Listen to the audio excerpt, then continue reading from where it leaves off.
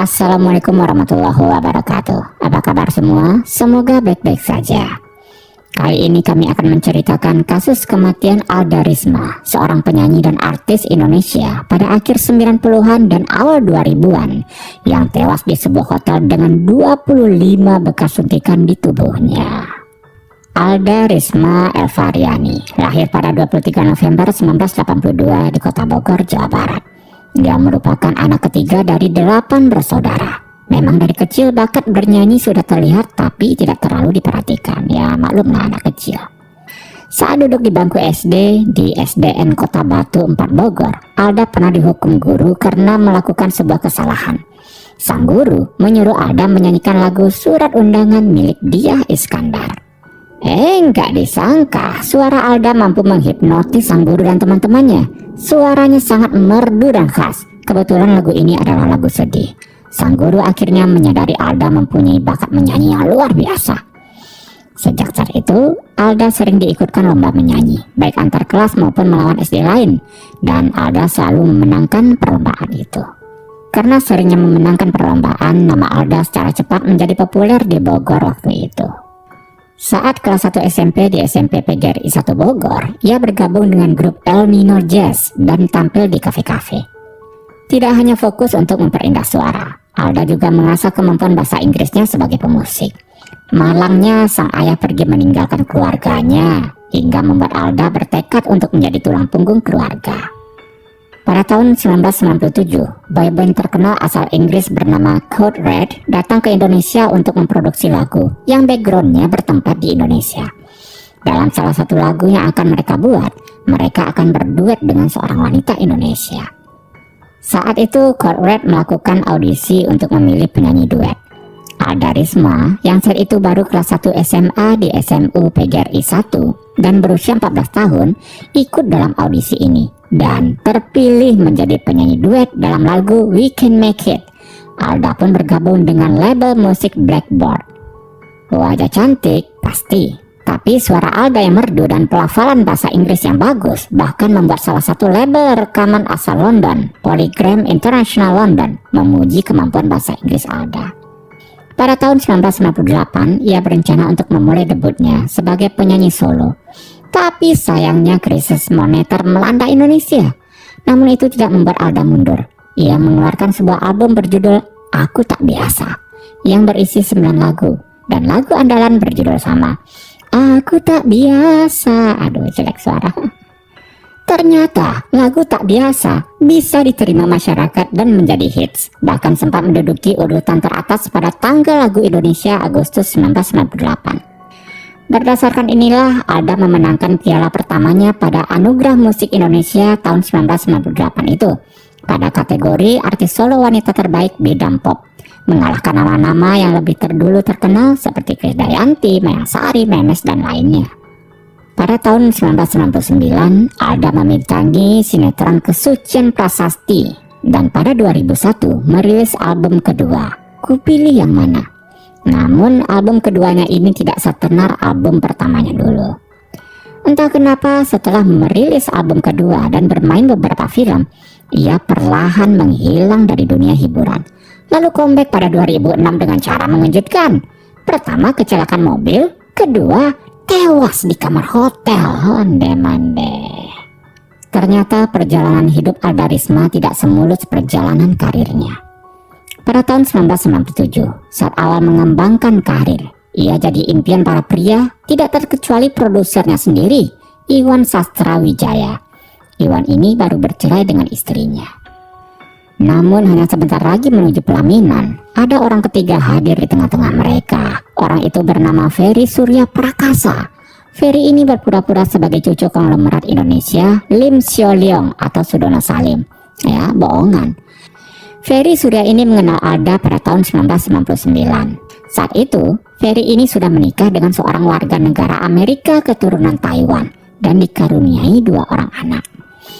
Sejak perkenalan itulah terjalin hubungan khusus dan mereka resmi berpacaran pada tahun 2000. Hubungan ini ditentang keras oleh Halimah, ibu Alda, karena Ferry ini berbeda agama. Bahkan tersiar kabar bahwa Ferry juga seorang biksu.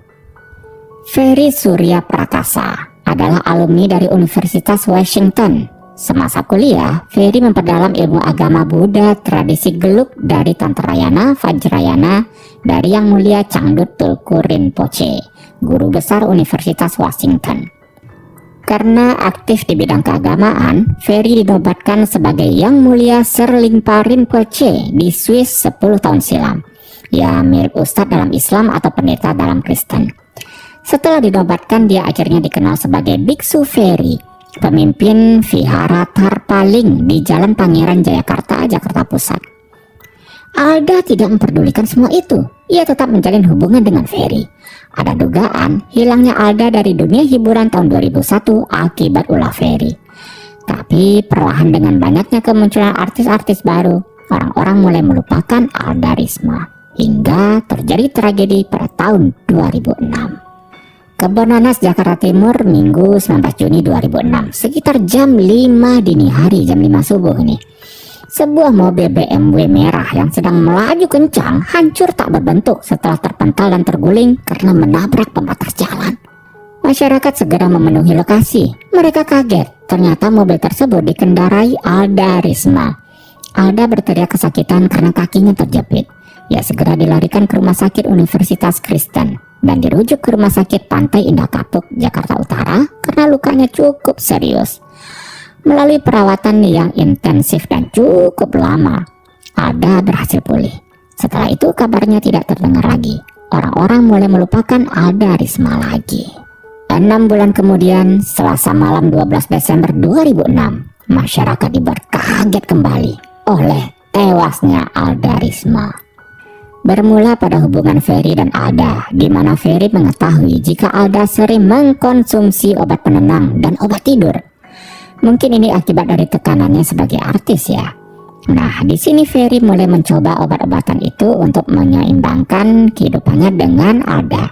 Mereka biasanya meminta bantuan suster bernama Meidi untuk menyuntik. Sabtu 9 Desember 2006, Ferry datang ke rumah Alda dan menginap semalam. Esoknya, Minggu 10 Desember 2006, Ferry dan Alda pergi jalan-jalan. Sewaktu mengendarai, Ferry menelpon suster Meidi dengan niat mau menyuntik obat-obatan kembali. Namun yang mengangkat telepon adalah kekasih Meidi yang mengatakan Meidi sedang sakit. Oleh si kekasih Meidi inilah, Ferry disarankan untuk membeli obat-obatan itu di toko Era Baru di Pasar Pramuka. Pasar ini memang terkenal banyak menjual obat-obat medis dengan harga lebih murah dibandingkan apotek. Sesampainya di toko Era Baru, Ferry membeli alat suntik berbagai ukuran sebanyak 12 buah, obat penenang 5 botol, obat tidur 10 botol, infus 4 botol, vitamin C cair 5 botol, neurobion cair 5 botol, karet pengikat pembuluh darah, serta tisu. Selain membeli obat-obatan, Ferry juga meminta bantuan kepada karyawan toko bernama Zen Wirman untuk dicarikan seorang suster. Zen lalu merekomendasikan kenalannya, Suster Yuni. Setelah bersama Suster Yuni, ketiganya pergi ke Hotel Grand Menteng, Matraman, Jakarta Timur. Di hotel inilah Ferry memesan kamar dan didapatlah kamar nomor 432. Ketiganya memasuki kamar itu. Di dalam kamar, Yuni memasangkan infus ke Alda dan menyuntikkan obat-obatan yang sudah dibeli sebelumnya ke dalam kantong infus. Setelah Alda tertidur, Yuni pamit kepada Ferry untuk meninggalkan hotel. Esoknya, Senin pagi 11 Desember 2006, Ferry menghubungi pemilik toko Era Baru. Ia mau membeli beberapa obat-obatan lagi, namun telepon tidak dijawab. Ferry kemudian menghubungi nomor toko Era Baru. Dijawab oleh karyawannya bernama Marlina. Ferry meminta agar obat-obatan dan selang infus diantarkan ke hotel. Tidak lama kemudian, sekitar jam 8:10 pagi, Indra pemilik toko obat dan Zen karyawannya datang ke hotel dan langsung menuju kamar 432. Di dalam kamar, Indra dan Zen melihat keadaan kamar berantakan. Jarum-jarum suntik berserakan. Di atas meja ada botol minuman keras Red Label. Alda juga terlihat terduduk di lantai dengan menyandar ke tembok dan hanya mengenakan celana renang hitam dan bra hitam. Ferry buru-buru menutup tubuh Alda dengan selimut. Alda terlihat agak lemas waktu itu. Alda akan disuntik oleh Ferry sendiri. Ferry meminta Indra dan Zen memegang tangan Alda dan ia menyuntik punggung tangan kanan Alda dengan obat putih keruh. Alda pun tertidur. Lalu Indra dan Zen pamit kembali ke toko. 1 jam kemudian Alda terbangun. Ferry kembali menyuntik Alda dengan obat putih keruh yang tersisa. Alda kembali ketiduran. Selasa pagi 12 Desember 2006 sekitar jam 7. Ferry menelpon Indra dan memesan 2 selang infus, 5 neurobion cair dan 1 trombopop. Indra dan Zen kembali mengantar pesanan itu ke hotel. Sesampainya di kamar, Indra dan Zen melihat Ferry sedang menyiapkan alat-alat infus dan suntik. Kembali Ferry meminta mereka untuk memegang tangan kanan Alda yang sedang duduk bersandar ke tembok lagi-lagi. Ferry memasukkan jarum infus ke tangan Alda lalu menyuntikkan obat ke dalam kantong infus tersebut. Tiba-tiba saja, setelah obat tersebut mengalir di saluran infus, Alda yang tadinya diam berubah seperti orang mabuk, menceracong gak jelas, ngefly. Tangannya dinaikkan ke atas lalu jatuh berulang-ulang. Melihat itu, Ferry buru-buru menyuntik sisa obat ke punggung kaki kanan Alda. Seketika Alda terkejut kesakitan. Ia mencoba berdiri namun tenaganya hilang. Ia tidak kuat dan langsung roboh. Matanya membelalak, tapi tidak bergerak sedikit pun, seperti tubuhnya sudah mulai kaku. Ferry terlihat panik. Ia mendekatkan telinganya ke dada Alda untuk mendengar detak jantungnya. Ia juga menggoyang-goyangkan badan Alda. Alda, bangun, bangun! Tidak ada respon apapun dari Alda. Indra dan Zen yang melihat serangkaian aksi itu cuma bisa melongo, tidak tahu harus berbuat apa. Ferry yang panik langsung mengancam mereka sambil menunjukkan kartu anggota polisi militer. Kamu jangan macam-macam, saya habisin kamu. Kamu jangan bilang siapapun, saya dari polisi militer. Takutlah Indra dan Zen mendengar ancaman itu. Agar kedua orang itu mau tutup mulut, Ferry memberikan 3 emas batangan 100 gram kepada mereka. Kala itu 1 gram emas hampir 200.000 rupiah. Indra dan Zen bergegas pergi dari tempat itu dan kabur ke kampung halaman mereka, Sumatera Barat. Indra kelahiran Padang Pariaman dan Zen kelahiran Padang. Mereka menjual emas-emas itu di Bukit Tinggi. Hari beranjak senja. Sekitar jam 6 senja, resepsionis Hotel Grand Menteng dimintai tolong oleh Ferry untuk mencarikan taksi ke rumah sakit dengan alasan teman wanitanya kebanyakan minum obat tidur. Resepsionis meminta petugas keamanan hotel bernama Ahmad ke kamar 432 untuk memastikan keadaan. Sesampainya di kamar, ia melihat Ferry berdua dengan Alda yang posisinya saat itu sedang terbaring. Mata Alda melek tapi tidak bergerak, bahkan tidak berkedip. Tubuhnya pun dingin. Sang security memanggil rekan-rekannya dan membawa Alda memakai troli ke taksi. Taksi membawa Ferry dan Alda ke rumah sakit Mitra Jatinegara. Ahmad ikut ke sana memakai mobil hotel. Di dalam perjalanan, Ferry sempat menelpon Ibu Halimah, ibunya Alda, dan mengatakan sedang membawa Alda ke rumah sakit karena Alda kebanyakan minum obat tidur. Sesampainya di rumah sakit, tubuh Alda sudah kaku, dingin, jantung tidak berdetak, dan dari mulutnya keluar busa terus-menerus. Pihak rumah sakit Mitra angkat tangan karena ada kemungkinan Alda meninggal di perjalanan. Lalu rumah sakit Mitra memberi rujukan ke rumah sakit Cipto Mangunkusumo. Ferry menyuruh si sopir taksi untuk ke RSCM, sedangkan ia meminta Ahmad untuk mengantarkan dirinya kembali ke hotel. Di hotel, Ferry membayar kamar, lalu pergi menghilang. Sesampainya di RSCM, perawat memeriksa kondisi Alda dan memang sudah meninggal. Dr. Zulhasmar Syamsu yang memeriksa Alda menemukan 20-an bekas suntikan di sekujur tubuh Alda. Alda tewas overdosis obat-obatan psikotropika. Bahkan ditemukan adanya morfin dalam tubuh Alda. Pihak RSCM segera menghubungi keluarga Alda. Informasi tentang tewasnya Alda langsung menyebar. Media berdatangan ke rumah sakit. Polisi langsung ke RSCM dan Hotel Grand Menteng menyelidiki kematian Alda. Sesampainya di hotel, polisi masuk ke kamar 432. Tidak ditemukan Ferry di dalamnya. Namun polisi menemukan banyak sekali alat suntik, alat kontrasepsi, puluhan obat penenang, botol infus yang sudah dipakai, dan beberapa jenis kapsul dan juga beberapa botol minuman keras. Selain itu, juga ditemukan jejak sperma. Polisi memeriksa CCTV dan melihat kedatangan Ferry, Alda, dan seorang wanita lagi yaitu Suster Yuni 2 hari lalu pada Minggu 10 Desember. Kedatangan 2 orang pria ke kamar 432 pada hari Senin dan Selasa pagi. Lalu dilanjutkan dengan dibawanya Alda oleh Ferry dan security pada Selasa malamnya.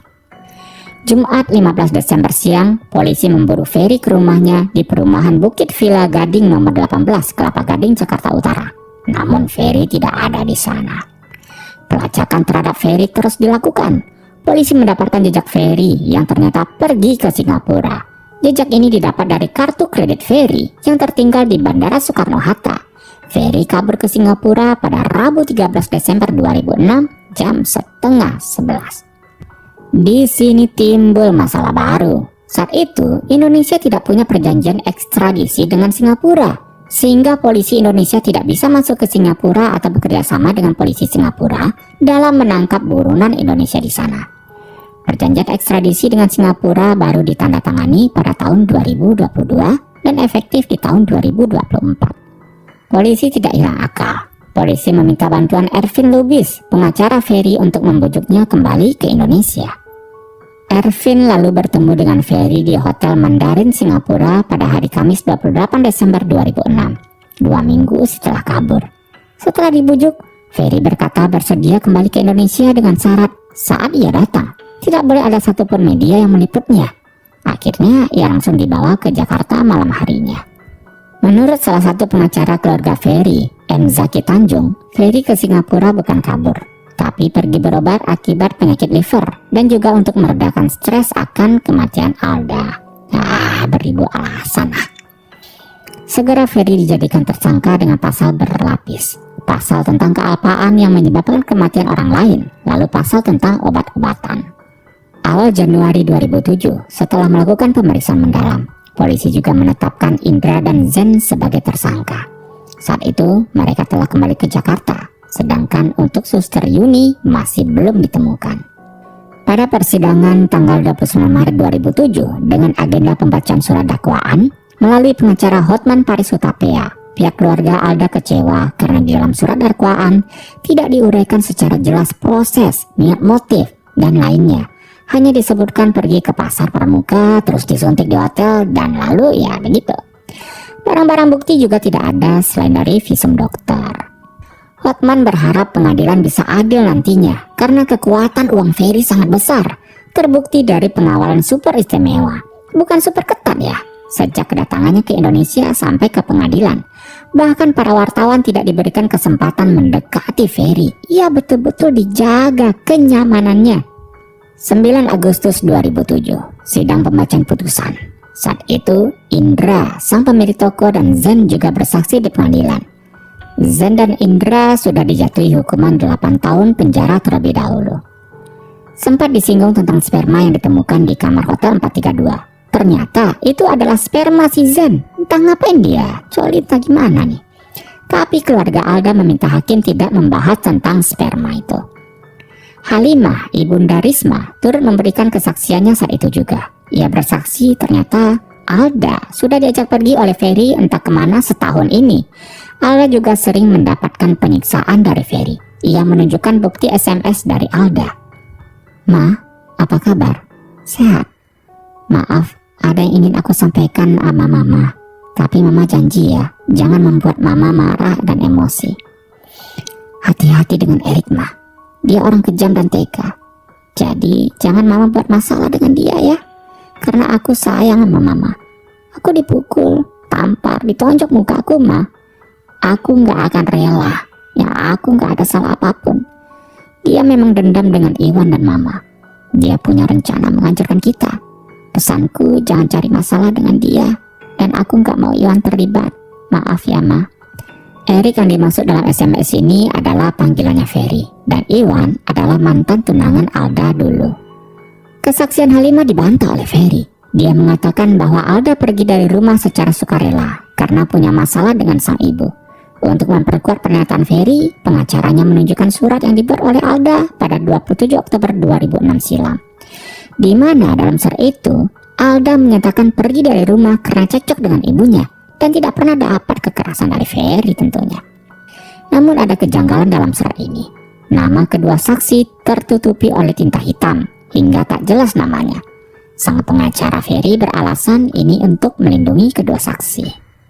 Pada persidangan ini, JPU menuntut 14 tahun penjara untuk Ferry karena pembunuhan bersama-sama sesuai pasal 338. Namun hakim akhirnya memvonis Ferry memakai pasal 340 tentang pembunuhan berencana dengan hukuman 15 tahun penjara, lebih tinggi 1 tahun dari tuntutan jaksa. Ferry mencoba membela diri, mengatakan bahwa Alda sendiri yang meminta untuk disuntikan obat-obatan. Ngapain dia dikenakan hukuman pembunuhan berencana, ha? Namun hakim tidak peduli. Tapi putusan 15 tahun ini tidak membuat keluarga Alda puas. Ferry harus dihukum mati menurut mereka. Halimah berteriak sambil menerjang Ferry melompati pagar pembatas. Ferry segera diamankan. Halimah hanya bisa meraung-raung dan akhirnya pingsan. Setelahnya, Ferry dan pengacara melakukan banding karena tidak satupun bukti yang mengarah ke pembunuhan berencana. Namun bandingnya tetap ditolak. Perlahan, kasus Alda Risma pudar dari ingatan masyarakat. 2 Februari 2011, masyarakat terhenyak. Tiba-tiba diberitakan bahwa Mahkamah Agung mengabulkan peninjauan kembali atau PK pembunuhan Alda Risma dengan hasil hukuman Ferry dipotong dari 15 tahun menjadi 8 tahun penjara saja. Dipotong 7 tahun, setengahnya coy, onde-mande. Menurut Hakim Mahkamah Agung, pasal 340 KUHP tentang pembunuhan berencana yang dikenakan kepada Ferry tidaklah tepat karena tidak ada bukti-bukti yang mengarah ke sana. Ditambah lagi, berdasarkan visum juga ditemukan banyak bekas suntikan lama. Tidak hanya itu, diketahui juga Alda sudah lama sebelum kematiannya menjadi pecandu zat psikotropika. Ferry jadinya dikenakan pasal pembunuhan bersama-sama.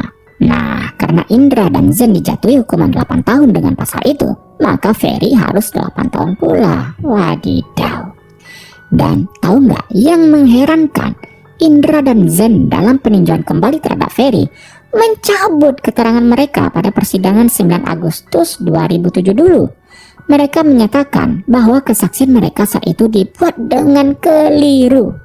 Jadi menurut mereka ini pada hari Selasa 12 Desember 2006, Alda Risma lah yang menghubungi mereka untuk mengantar obat-obatan ke hotel. Saat sampai di kamar, Alda yang membukakan pintu, sedangkan Ferry sedang terkapar nge-fly. Kemudian mereka melihat Alda sendiri yang meramu dan menyuntikkan obat-obatan itu ke tubuhnya. Mereka juga menambahkan bahwa dalam 2 kali mengantar pesanan, Senin tanggal 11 dan Selasa tanggal 12, Alda Risma yang menyuntik sendiri obat-obatan itu. Tidak pernah sekalipun Ferry yang menyuntikkan cairan putih keruh. Aduh, gimana pula ini ceritanya? 4 tahun baru cabut keterangan, coy. Tapi tahu yang lebih membagongkan lagi, Halimah, ibunda Risma, mendadak diam akan keputusan pemotongan tahanan ini. Bahkan, ia memaafkan Ferry. Beredar gosip bahwa Halimah diberi uang 3 miliar oleh Ferry. Farhad Abbas sebagai ketua tim pencari fakta kasus pembunuhan Alda Risma menyayangkan sikap Halimah yang kini cenderung diam saja akan keputusan Mahkamah Agung. Keluarga Alda beralasan mereka memaafkan Ferry agar arwah Alda Risma tenang di sana. Walaupun hukuman Ferry jadi 8 tahun, ia tidak serta-merta 8 tahun juga dalam penjara. Tidak lama setelah putusan Mahkamah Agung, ia bebas bersyarat pada Jumat 13 Mei 2011 karena sudah menjalani 2/3 masa tahanannya dan ia juga berperilaku baik. Aduh. Bebasnya Ferry ini luput dari media. Wartawan hanya mendapat info dari Kalapas Cipinang bahwa Ferry telah bebas dengan tubuh agak gemukan dan terawat. Aduh, orang kaya mah bebas cuy. Kabarnya terakhir, Ferry menjalani bisnis di bidang obat-obatan. Itulah kisah artis cantik Alda Risma yang berakhir dengan 20 suntikan. Apakah ia memang sengaja dibunuh? Atau memang karena overdosis obat penenang? Ingat, setiap manusia punya sisi gelap.